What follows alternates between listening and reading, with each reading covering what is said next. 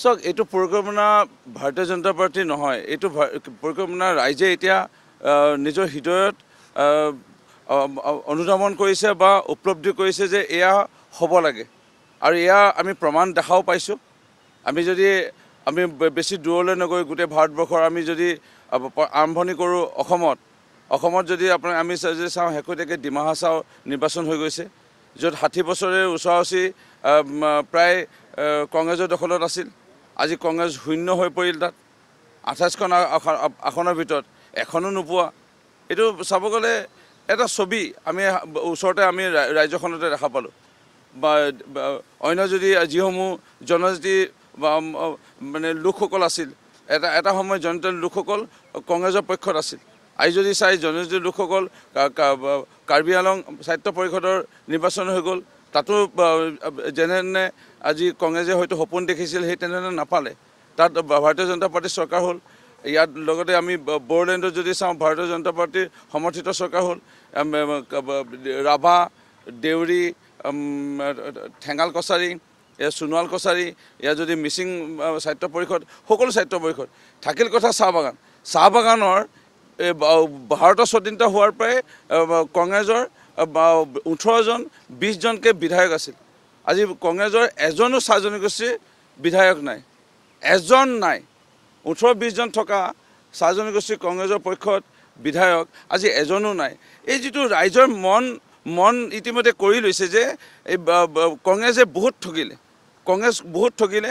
আজি সেয়া আমাৰ যদি চাওঁ ছত্তীশগড়ৰ নিৰ্বাচন, ৰাজস্থানৰ নিৰ্বাচন, এয়া মধ্যপ্ৰদেশৰ নিৰ্বাচন, এয়া শেহতীয়াকৈ যদি পৌৰসভা পৌৰ নিগমৰ নিৰ্বাচনসমূহ ৰাজ্যখনতে হওক বা বিভিন্ন স্তৰতে হওক, এইটো কাৰণে জাগৃত হৈছে। কাৰণ লাহে লাহে ৰাইজে বুজি উঠিছে। মই হয়তো বুজি উঠা নাছিলোঁ 3 বছৰ আগলৈকে। মোদী ডাঙৰীয়াক ময়ো ওচৰৰ পৰা পোৱা নাছিলোঁ, বুজিব চেষ্টা কৰা নাছিলোঁ, বেলেগ এটা মই ভাৱ লৈ আছিলোঁ। কিন্তু যেতিয়া মোদী ডাঙৰীয়াৰ বিষয়ে মই অৱগত হৈছোঁ যে মোদী ডাঙৰীয়াৰ বহুত ত্যাগ ফলত তেখেতৰ দেশৰ প্ৰধানমন্ত্ৰী হোৱাৰ লগে লগে তেখেতে দেশখনক বহু উচ্চ স্তৰলৈ লৈ যাব বুলি চাওক। কংগ্ৰেছ কমিব পাৰে নহয়, কংগ্ৰেছ মুক্ত হ'বলৈ গৈ আছে। কংগ্ৰেছ মুক্ত হ'বলৈ লাহে লাহে গৈ আছে। সেয়া আমি প্ৰতিফলন 2024 চনত মাননীয় দেশৰ প্ৰধানমন্ত্ৰী নৰেন্দ্ৰ মোদী ডাঙৰীয়াই যি সংখ্যা দিছে, সেই সংখ্যা আৰু বৃদ্ধি হ'ব গৈ আছে। যে যিহেতু ভাৰতীয় জনতা পাৰ্টীৰ সাংসদৰ সংখ্যা যদি বৃদ্ধি হয় আৰু আমাৰ সমৰ্থিত সাংসদৰ সংখ্যা বৃদ্ধি হোৱাৰ লগে লগে কংগ্ৰেছটো লাহে লাহে মুক্ত হ'ব গৈ আছে। এইটো এটা মানে ঝলক, এটা মানে আৰম্ভণি।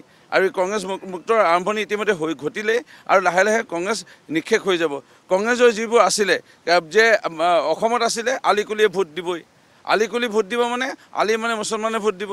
আজি মুছলমান লোকসকল বা যিসকল সঁচা অৰ্থত আজি অসমক ভাল পায়, ভাৰতখনক ভাল পায়, দেশখনক ভাল পায়, তেওঁলোকে আমাৰ পক্ষতে আছে।